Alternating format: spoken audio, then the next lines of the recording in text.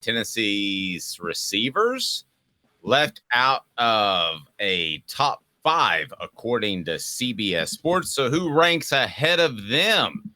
Sure, we'll hear about Ohio State, as I believe they have 15 first-round picks on their roster. At least that's what everybody likes to say. Maybe Texas in there as well. Who ranks ahead of the Vols according to CBS Sports? So, yes, you were right. Number 1 is Ohio State. I don't think that's a shock. That's not the one that annoyed me on this because I understand Ohio State's receivers being ranked ahead. The only thing that somewhat bothers me is how you're going to have them number 1, Tennessee out of the top 5, but say that C.J. Stroud deserved a Heisman invite over Hendon Hooker. Those two things you can't hold those two thoughts in your head. But number 2, you were right, is Texas. Number 3 is Washington. Number 4 is USC. And number 5 is Georgia. And for the record, Tennessee got honorable mention. Okay, so honorable mention means, by the way, honorable mention, they are behind LSU, and it doesn't appear to be in alphabetical order. So they're essentially saying Tennessee has the 7th best group of receivers in the nation. That would be Bru McCoy, Squirrel White, Ramel Keyton, Dante Thornton. Let me hear you on the message board. Does that upset you? And it's brought to you by Craft Treats.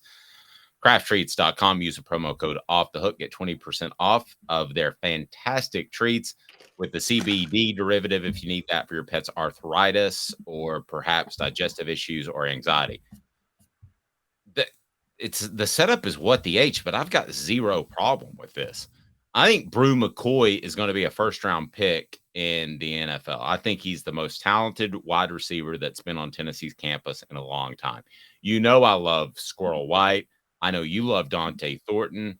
Ramel Keyton is great to plug in there. I don't think he's elite like Bru McCoy is. Not a shot. Great college wide receiver. I have no problem with this. These guys are not proven yet.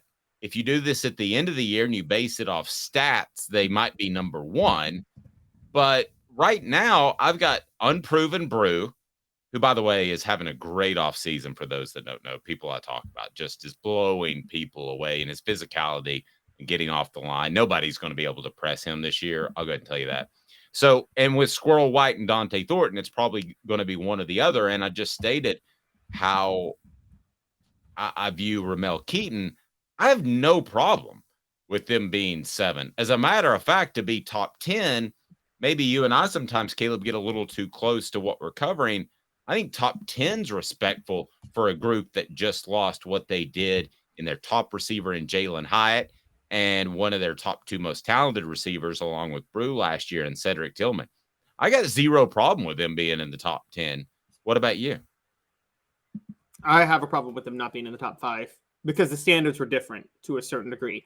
So, okay, if you're going to look at attrition, then Georgia shouldn't be number 5. I know Brock Bowers is back, but Darnell Washington and Eric Gilbert are gone.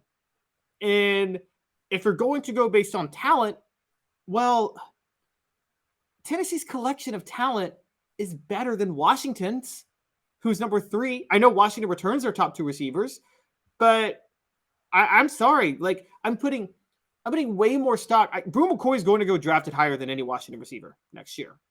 I'm pretty sure. And everybody tends to agree with you. They've got Bull something, and they've got my unbiased opinion has this at number 2. I could see that behind Ohio State. Leacock is going to be good. I like Leacock as well, but I think he's kind of second tier right now.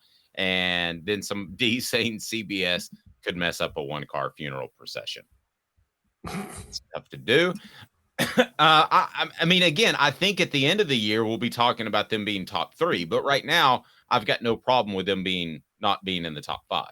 Yeah, but when you do these preseason rankings and stuff, shouldn't you give some analysis on how good you think they're going to be, not just what you've seen so far? And again, there's already some projection going on in these rankings with Georgia. Again, you can't have Georgia in the top 5 just because of Brock Bowers, can you? He alone doesn't put your receiving room in the top 5. No, he shouldn't alone. But I think Georgia's kind of at the state where Alabama is, that their talent level, even last year when they were down a little bit in the skill positions, it was still good. So I think they're going to be in the conversation. You don't think Tennessee's at least at that level at receiver? Not across the board, but at receiver? Just to get the kind of respect that you get year in and year out, Not quite. I think they will be after this year. And just for the record, we had a question about Bowers that tied in. Are they lumping together tight ends in this as well? Yeah, they're lumping together tight ends in this as well. Okay, so I want to clear that up. So you're also losing Princeton Fant. Okay, and I think Jacob Warren's going to be very good. And I'm not saying this just because he's works with us, but I think Jacob Warren will be very good. But who's the second tight end? If they want to run that split tight end where they essentially have one tight end in the game for a drive and then they switch in the second, who's the second? I don't know yet. And from people I talk to, they don't know yet. So that means you have to either adjust with perhaps going a 4 wide receiver look when Jacob's getting a rest during a drive, or you have to play Jacob more, and he's probably not more effective towards the end. These are my words, not his. Or you have to find that second tight end. And I don't know that they've done that yet. Again, I think 7 is respectful. I think if they hadn't done what they did last year, and you're talking about a 9-win football team, they're probably not even getting honorable mention on this list. I think when you return both main wideouts, because we're forgetting that even though Cedric Tillman was gone, Bru McCoy and Ramel Keyton were the starting wideouts for most of the year last year, and you add a slot receiver like Dante Thornton, who's just incredible, plus you have what everybody believes is a rising star in Squirrel White. The only unproven player on this unit is Squirrel White, and we all believe he's going to be a superstar. I'm sorry. I think you got to put this in the top 5. You got to put it ahead of Georgia. You just do. And I get the whole concept of Georgia recruiting and where they are, but I think at this point, Josh Heupel, Tennessee has proven itself as that factory for at least receivers under Josh Heupel, because they've had 2 separate 1,000-yard receivers in back-to-back years, and they had 2 wideouts step up in place of the 1,000-yard receiver who went down with an injury last year. So I'm sorry. I think Tennessee, I think they have proven themselves to be at that level where they can just reload at receiver. Not everywhere. I'm not saying offensive line. We've talked about offensive line is a big concern for Tennessee long term. But I think at receiver, it is a safe bet that they are at that spot now. So you got Bowers, hands down the best tight end in the country. Here's what CBS Sports has reported. Georgia, of course, loses Darnell Washington and Eric Gilbert, but tight ends coach Todd Hartley has recruited well enough that someone is bound to step up alongside Bowers. No offense, but you don't only recruit the position that you coach. So that's kind of a red flag. In terms of wideouts, Ladd McConkey is Georgia's top returner, but the Bulldogs bolstered their ranks with a pair of transfers in Dominique Lovett and Rara Thomas out of Missouri and Mississippi State, respectively. Those are pretty good guys that have played in the SEC. Marcus Jack Saint is a solid reserve option. I think it depends largely what you think of Bru McCoy. And I think the media may not be as high on Bru McCoy as coaches and scouts are. Because Bru McCoy, and everybody here knows that I think Squirrel White is going to have a phenomenal season. But Bru McCoy has the ability to be crazy special, to be the best receiver in the nation. So don't be surprised if that happens. And that alone would vault Tennessee into the top 3 or maybe even number 1 if he becomes that incredible outside receiver. It would also say a lot about Josh Heupel if he's able to profit off of that outside receiver instead of just the slot. Can you imagine how unstoppable Tennessee would look to an opposing defensive coach if they came out and Bru McCoy at the outside receiver position is your leading receiver over Thornton or Squirrel playing in the slot? Caleb, that would be a phenomenal look for the Vols. No question. That's why I feel like they should already be on here, and Heupel should already have this credibility. He's already proven that. Remember, Cedric Tillman was a 1,000-yard receiver in 2021, and he is a receiver on the outside. And also, Heupel, 2017 was the year when he was the offensive coordinator at Missouri. I forget how to pronounce his name, Dave, but Albert Bunham, however you say it. Close enough. He was Missouri's tight end that year, and he led the team in touchdown receptions. So Josh Heupel has a pretty strong track record of relying on different receivers based on his personnel and adapting pretty well to that.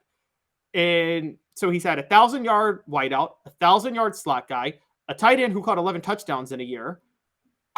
I just think at this point, particularly when we've talked about Bru McCoy should get the same. He's getting like the low key height that Kelly Washington got high key in 2001 to 2002, because there is some similarities to me between them. And again, think about what was just said about Georgia in this article, which is he is recruited well enough that someone is bound to step up. Not even a name, okay? We can name the ones at Tennessee who have been recruited well, and we know what they can do. Everybody outside of Squirrel White has somewhat proven themselves. Well, and I don't want to sound like I'm attacking this writer, but if you're going to give Georgia's tight ends coach credit, and he's going to bring a dude, he's going to find a dude walking around on campus, wouldn't you give Josh Heupel that type of credit? Absolutely. Absolutely. I mean, if you go down that road, if he hadn't have gone down that road, I would have zero issue with it, with Tennessee being essentially 7 with the honorable mention. But if you go down that road of Georgia's tight ends coach is going to produce another incredible tight end.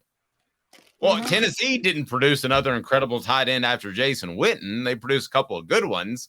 But if you're going down that road, Josh Heupel is going to produce very productive receivers just by the nature of what he does. I don't care if they show up with half a foot.